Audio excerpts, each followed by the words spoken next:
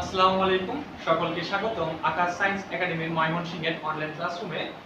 প্রিয় শিক্ষার্থী বন্ধুরা, আজকে নবম দশম শ্রেণীর আজকে আমরা গতি চ্যাপ্টার থেকে তোমরা যারা অলরেডি গতি চ্যাপ্টারটা ভালোমতো করে ফেলেছো এবং প্র্যাকটিস করে ফেলছো, ইভেন তোমরা অনেকে টেস্ট পেপার সলভ করছো বা রানিং আছো, টেস্ট পেপার সলভ করছো রানিং, তাদের ক্ষেত্রে উদ্দেশ্যে আমি এই ভিডিওটা বানিয়েছি। এবং আজকে আমরা এই গতি চ্যাপ্টার থেকে দুটি ট্রিকি গাণিতিক সমস্যাগুলি সমাধান করার চেষ্টা করব, যার মাধ্যমে আশা করছি তোমাদের এই গতি চ্যাপ্টারের যে গাণিতিক সমস্যাগুলি সমাধান করার যে ক্যাপাসিটি সেটা আরেকটু ভালো করে বিল্ড আপ হবে। সেক্ষেত্রে খেয়াল করে দেখো যে এটা একটা পয়েন্ট, এই পয়েন্ট, এবং এটি হচ্ছে বি পয়েন্ট, ঠিক আছে? এ পয়েন্ট এবং বি পয়েন্ট। আচ্ছা, খেয়াল করে দেখো যে কোনো একজন ব্যক্তি, কোনো একজন ব্যক্তি সাপোজ যে কোনো যানবাহনে আমি ধরে নিলাম সেটা হচ্ছে এ থেকে বি এর দিকে হচ্ছে 7 মিটার পার সেকেন্ড বেগে এ থেকে বি তে যায় বা গমন করে। আবার সেই একই ব্যক্তি বি থেকে এ এর দিকে 5 মিটার পার সেকেন্ড বেগে ফিরে আসে। অর্থাৎ প্রশ্ন ভালো করে বোঝার চেষ্টা করো এবং তোমাদের খাতায় তুলে ফেলো। সেটা হচ্ছে যে এ এবং বি দুটো বিন্দু বা দুটো আলাদা জায়গা, এবং এ বিন্দু থেকে বি বিন্দুতে হচ্ছে একজন ব্যক্তি যে কোনো যানবাহনে, আমি ধরে নিলাম সাপোজ ধরো মোটরসাইকেলে করে গমন করছে, সেক্ষেত্রে এ বিন্দু থেকে বি বিন্দুতে যখন যাচ্ছে সেক্ষেত্রে তার যে কোন বেগটা সেটা হচ্ছে 7 মিটার পার সেকেন্ড, এবং যখন বি থেকে এটা আসে তখন তার বেগটা হচ্ছে 5 মিটার পার সেকেন্ড, ঠিক আছে? সেই ক্ষেত্রে আমাদের টোটাল যে গড় দ্রুতিটা রয়েছে, গড় দ্রুতি, এটা আমাদেরকে বের করতে হবে। যে গড় দ্রুতি তোমরা সকলেই জানো যে সময়ের সাথে সাথে তার যে কোনো বস্তুর যে অবস্থার যে পরিবর্তন সেটাই হচ্ছে তার দ্রুতি। আবার বেগটা হচ্ছে সময়ের সাথে সাথে সরণের যে পরিবর্তনটা সেটা হচ্ছে বেগ। সরণ কি জিনিস, দূরত্ব কি জিনিস, দ্রুতি কি জিনিস, বেগ কি জিনিস, এই জিনিসগুলো তোমরা আশা করছি আজকে আমি আলোচনা না করলেও তোমরা আশা করছি তোমরা এই জিনিসগুলো জানো, এবং যারা জানো বেসিক্যালি, এবং যারা ইভেন জানার পরবর্তীতে বিভিন্ন ধরনের গাণিতিক সমস্যাগুলি করে ফেলেছো, তাদের উদ্দেশ্যে মেইনলি কিন্তু আজকে ভিডিওটা। আজকে কিন্তু প্রাথমিক লেভেলে কোনো আলোচনা করার জন্য আমি ভিডিওটা তৈরি করছি না, বরঞ্চ আজকে আমি এমন দুটি গাণিতিক সমস্যাগুলি সমাধান করানোর তোমাদেরকে চেষ্টা করবো, যার মাধ্যমে তোমরা, আমি কি বললাম প্রথমে, যে তোমাদের এই গতি রিলেটেড যে গাণিতিক সমস্যাগুলো রয়েছে বা প্রবলেমগুলো রয়েছে সেগুলো সলভিং এর ক্ষেত্রে তোমাদের ক্যাপাসিটি আর একটু ভালো করে বিল্ড আপ হবে এই দুটি গাণিতিক সমস্যাগুলো যেগুলো আজকে সলভ করাবো তার মাধ্যমে। সেক্ষেত্রে গড় দ্রুতিটা নির্ণয় করতে হবে। আচ্ছা, একটা জিনিস চিন্তা করে দেখো যে অনেক সময় মনে হতে পারে কি যে ভাইয়া এ বিন্দু থেকে বি বিন্দুতে যাচ্ছে 7 মিটার পার সেকেন্ড থেকে, এবং বি থেকে আসছে 5 মিটার পার সেকেন্ড থেকে, সেক্ষেত্রে গড় দ্রুতি একই জিনিস, খুব সহজ জিনিস, সেটা হচ্ছে 5 প্লাস 7 ডিভাইডেড বাই 2, এটাই তো আমাদের গড় দ্রুতি, তাই না? ভুল, এটা করলে হবে না। এটা আসলে আমাদের গড় দ্রুতি না, বরঞ্চ এটা হচ্ছে আমাদের দ্রুতির গড়। অর্থাৎ আমাদের যে দ্রুতিটা রয়েছে 7 মিটার পার সেকেন্ড অথবা 5 মিটার পার সেকেন্ড, এটা কিন্তু বেগও বলতে পারো, দ্রুতি বলতে পারো। আমি কিন্তু দ্রুতি ইউজ করছি কারণ এটা যেহেতু অবস্থার পরিবর্তন বোঝাচ্ছে, এখানে সরণের পরিবর্তন আমরা বোঝাচ্ছি না সময়ের সাথে সাথে। সেক্ষেত্রে খেয়াল করে দেখো যে আমি কি বললাম তোমাদেরকে, আমি বললাম হচ্ছে 7 মিটার পার সেকেন্ড এবং 5 মিটার পার সেকেন্ড যোগ করে 2 দ্বারা বিভক্ত করে দিলে কিন্তু আমার ভাগ করে দিলে কিন্তু আমরা গড় দ্রুতি পাবো না, বরঞ্চ এটা হচ্ছে আমাদের দ্রুতির গড় পাবো। আমাদের যে দুটো দ্রুতি আছে তাদেরকে যোগ করে 2 দ্বারা ভাগ করা মানে হচ্ছে সেই দ্রুতির মানগুলোকে আমি গড় করতেছি। আসলে আমাদের উদ্দেশ্য হবে গড় দ্রুতি বের করা। এখন কথা হচ্ছে গড় দ্রুতির আসলে কনসেপ্টটা কি? গড় দ্রুতির যে অরিজিনাল কনসেপ্টটা খেয়াল করে দেখো যে গড় দ্রুতি যে জিনিসটা, গড় দ্রুতি, আমার মার্কারি দেখো, আমার মার্কারির পেনের এটা আসলে একটু, মার্কারি পেনটা একটু মোটা হয়ে গেছে আর কি, দাগগুলো দেখে বুঝতে পারছো, সমস্যা নাই, তোমাদের মোটা মোটা লেখা দেখা যাচ্ছে, তোমরা আশা করছি জিনিসটা বুঝতে পারছো, ঠিক আছে? তো গড় দ্রুতি যে কনসেপ্টটা সেটা হচ্ছে আসলে মেইনলি তোমরা বইগুলো দেখতে পারো, সেটা হচ্ছে মোট অতিক্রান্ত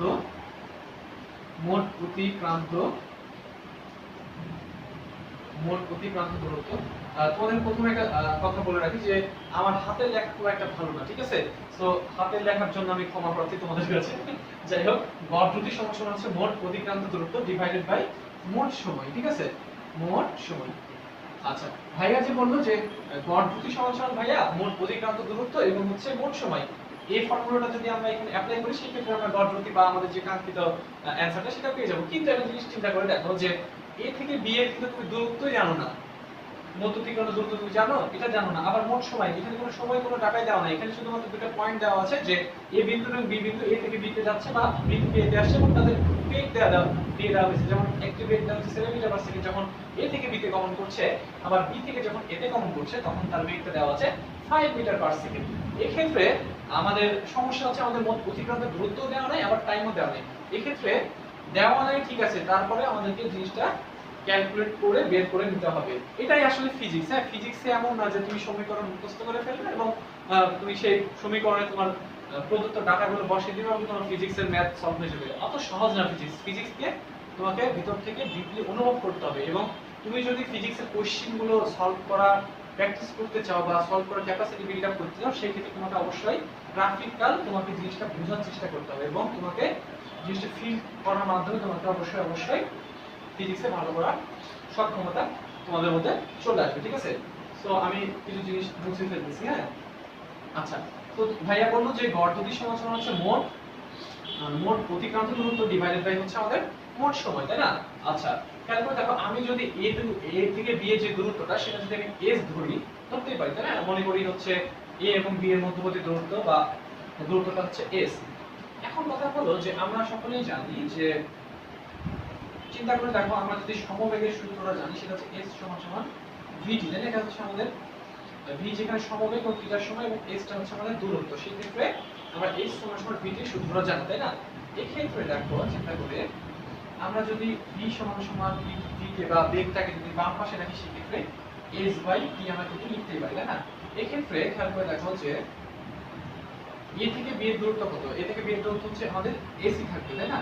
এবং t টা কত বলো তো? আমরা কিন্তু টিটা জানি না, তাই না?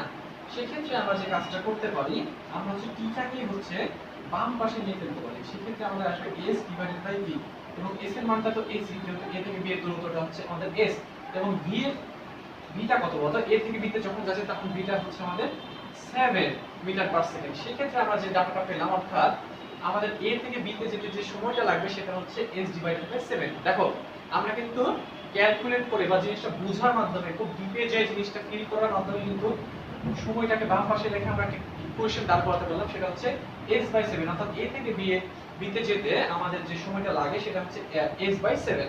আবার এটা কিন্তু a থেকে b তে যেতে, হ্যাঁ, a টু b, আবার b থেকে a তে যখন যাবে তখন টাইমটা কত লাগবে? সেই ক্ষেত্রে শোনো, a থেকে b তে যেতেও তো আমাদের অতিক্রান্ত দূরত্ব s, আবার b থেকে a তে যেতেও আমার অতিক্রান্ত দূরত্ব সেটাও কিন্তু s।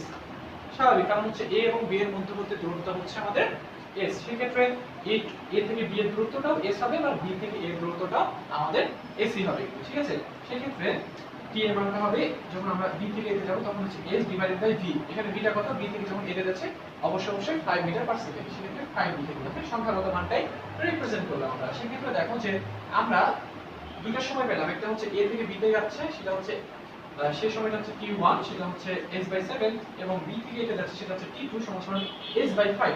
সেই ক্ষেত্রে দেখো, চিন্তা করে যে আমরা যদি মোট অতিক্রান্ত দূরত্ব ডিভাইডেড বাই মোট সময় করে ফেলি বা মানগুলো বসিয়ে ফেলি, এখন যে হিসাবটা আমরা করে ফেললাম ইকুয়েশনগুলো, তাহলে কিন্তু আমরা গড় দ্রুতিটা খুব সহজে বের করতে পারবো। দেখো, মোট অতিক্রান্ত দূরত্ব কত? অবশ্যই a থেকে b তে যখন যাচ্ছে তখন s দূরত্ব অতিক্রম করছে, আবার যখন b থেকে a তে যাচ্ছে তখনও কিন্তু s দূরত্ব অতিক্রম করছে। তাহলে মোট অতিক্রান্ত দূরত্ব অবশ্যই twice s বা 2s, তাই না? আচ্ছা, মোট সময় কত বলো তো? মোট সময়টা হচ্ছে অবশ্যই t1 plus t2। সেই ক্ষেত্রে s/7 plus s/5। অর্থাৎ আমরা দেখো খুব সহজে আমাদের কোনো দূরত্বের মানও দেওয়া ছিল না, আমাদের সময়ের কোনো মান দেওয়া ছিল না, আমরা একটু ডিপে যে অ্যানালাইজ করে জিনিসটা কিন্তু বোঝার চেষ্টা করে জিনিসটা মান বের করতে সক্ষম হলাম। সেটা হচ্ছে twice s divided by s/7 plus s/5। অর্থাৎ twice s টা মোট অতিক্রান্ত দূরত্ব এবং মোট সময়টা হচ্ছে s/7 plus s/5। ঠিক আছে, সো আমি আসলে তোমাদের প্রথমেই বললাম যে আসলে এই ভিডিওটা আমি যাদের উদ্দেশ্যে তৈরি করছি তারা হচ্ছে এই চ্যাপ্টারটার বেসিক তারা খুব ভালো করে বুঝে এবং তারা অলরেডি টেস্ট পেপার পর্যন্ত তারা সলভ করা শুরু করে দিয়েছে, তাদের উদ্দেশ্যে কিন্তু মেইনলি বলতেছি। অর্থাৎ যারা 2021 সালে যারা এসএসসি পরীক্ষা দিবে, মেইনলি তারা এই ভিডিওটা বা তারা এই কনসেপ্টটা আরো ভালো করে বুঝতে পারবে বলে আমি আশা করছি। বা যারা ক্লাস 9 10-এ উঠেছে, যারা নবম শ্রেণীটা পার করে ফেলেছে, তাদের বেসিকটা ডেভেলপ হয়ে গেছে, তাদের জন্য অ্যাপ্রোপ্রিয়েট এই ভিডিওটা। ঠিক আছে, আচ্ছা, আচ্ছা এখানে অতিক্রান্ত, তাই না? বানানটা দেখেছেন, যাই হোক। আচ্ছা এখন আমি এই কোশ্চেনটাকে যদি করি, দেখো টুয়াইস এস ডিভাইডেড বাই লসাগু যদি করি 7 আর 5 সেটা হচ্ছে 35, সেক্ষেত্রে আমাদের যে মানটা আসে সেটা হচ্ছে 5s প্লাস 7s, ঠিক আছে? সমান সমান আমি এখান থেকে এখানে আসলাম কিন্তু, হ্যাঁ। আচ্ছা সমান সমান দেখো 2s divided by 12s divided by 35। আচ্ছা আমি যদি এখানে হিসাব করি সেক্ষেত্রে যে মানটা আসে সেটা হচ্ছে 35 টা উপরে উঠে যাবে, অর্থাৎ 70s ডিভাইডেড বাই 12s, ঠিক আছে? এখানে দেখো তারপরে 70 ডিভাইডেড বাই 12, অর্থাৎ আমাদের s s কেটে গেল। এখন ক্যালকুলেটর থেকে যে মানটা আসে অর্থাৎ 70 ডিভাইডেড বাই 12, সাপোজ হচ্ছে 5.88 টাইপের একটা মান আসবে আর কি, হ্যাঁ। সেটাই হচ্ছে আমাদের কত 5.88 আমাদের কি বের করতে বলছে, গড় গতি বের করতে বলছে, অর্থাৎ 5.88 মিটার পার সেকেন্ড। সো আমরা খুব সহজে মানটা পেয়ে গেলাম, সেটা মানটা হলো আমাদের 5.88 মিটার পার সেকেন্ড, হ্যাঁ। ক্যালকুলেটরটা দেখতে পাবো এই মানটাই আসছে, অর্থাৎ তোমার যদি দুইটা দূরত্ব দেওয়া থাকে, দুইটা পয়েন্ট দেওয়া থাকে, সেক্ষেত্রে তোমার দূরত্ব যদি উল্লেখ না থাকে সেক্ষেত্রে তুমি দূরত্বটা মনে মনে ধরে নিবা যে অমুক দূরত্ব, সেক্ষেত্রে s ধরেছি আমরা। এবং টাইমটা হচ্ছে আমরা যেহেতু বেগ দেওয়া ছিল, আমরা হচ্ছে s বাই v ফর্মুলা অনুযায়ী আমরা টাইমটা বের করতে পারছিলাম, t1 এবং t2 যোগ করেছিলাম, সেক্ষেত্রে টুয়াইস s টা হচ্ছে আমাদের মোট অতিক্রান্ত দূরত্ব এবং মোট সময়টা হচ্ছে s by 7 plus s by 5, এবং আমাদের যে মানটা আসে সেটা হচ্ছে 5.88 মিটার পার সেকেন্ড, ঠিক আছে? তো দেখো এই কোশ্চেনটা কিন্তু একটা ট্রিকি কোশ্চেন ছিল, আশা করছি তোমরা এই কোশ্চেনটা অবশ্যই বুঝতে পেরেছো। এবং তোমাদের যদি এই কোশ্চেনটা যদি ভালো লেগে থাকে তাহলে এরকম যে কোশ্চেন আরো সামনে আমরা আলোচনা করতে পারি সামনে ভিডিওগুলোতে, অবশ্যই তোমরা সেই ভিডিওগুলো দেখতে থাকবা। এবং তোমাদের আশেপাশে যেসব বন্ধু বান্ধব রয়েছে, বিশেষ করে ময়মনসিংহ শহরে তোমরা যারা অবস্থান করছো, হ্যাঁ, যারা হাই স্কুলে পড়ছো, নবম দশম শ্রেণীতে, তারা অবশ্যই তোমাদের স্কুলের ফ্রেন্ডদের মাঝখানে এই ভিডিওগুলো অবশ্যই শেয়ার করে দিবা, ঠিক আছে? আচ্ছা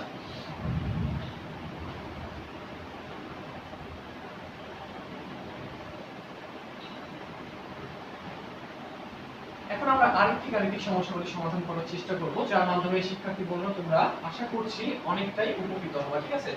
খুবই কনসেপচুয়াল একটা গাণিতিক সমস্যাগুলি করব গতি চ্যাপ্টার থেকে। সেটা হচ্ছে আমাদের, হ্যাঁ, যেহেতু চ্যাপ্টারটা হচ্ছে গতি, আমি আবারও লিখে দিলাম, হ্যাঁ। তো সেটা হচ্ছে দেখো খেয়াল করে যে একটি গাড়ি, হ্যাঁ, একটি গাড়ি বা যানবাহন, হ্যাঁ। আমি কোন ফার্স্টে বলছি না যে আমার হাতের লেখা বা আমার ড্রয়িং কিন্তু খুব একটা ভালো না, ঠিক আছে? আচ্ছা যাই হোক, এই গাড়িটা হচ্ছে আমি ধরে নিলাম যে আমি যে কথাগুলো বলবো সেটা ভালো করে তুলে ফেলো, ঠিক আছে? আমি বোর্ডে আর লিখে দিলাম না, জাস্ট গ্রাফিক্যাল জিনিসটা তোমাদেরকে বোঝানোর চেষ্টা করব যে এই গাড়িটা চলতেছিল, চলতে হঠাৎ করে এই গাড়িটার ইঞ্জিন বন্ধ হয়ে গেল, ঠিক আছে? যখন এই গাড়িটার ইঞ্জিন বন্ধ হয়ে গেল তখন ওই বন্ধ হওয়া মুভমেন্টে তার বেগটা হচ্ছে 10 মিটার পার সেকেন্ড। আমি বলছি যে একটা গাড়ি হচ্ছে রানিং চলতেছে রাস্তায়, সেই ক্ষেত্রে গাড়িটা যখন গাড়িটার ইঞ্জিন যখন বন্ধ হয়ে গেল সেই মুভমেন্টে গাড়িটার বেগ হচ্ছে 10 মিটার পার সেকেন্ড, এবং গাড়িটির মন্দন অর্থাৎ সময়ের সাথে সাথে তার বেগ হ্রাসের যে হারটা মন্দন সেটা হচ্ছে 2 মিটার পার সেকেন্ড স্কয়ার, এটা হচ্ছে আমাদের মন্দন। এখন প্রশ্ন যেটা বলছে সেটা হচ্ছে 6 সেকেন্ড পরে অতিক্রান্ত দূরত্ব কত? অতিক্রান্ত দূরত্ব মানে হচ্ছে সেই সরণের মানটা, অর্থাৎ যে বিন্দু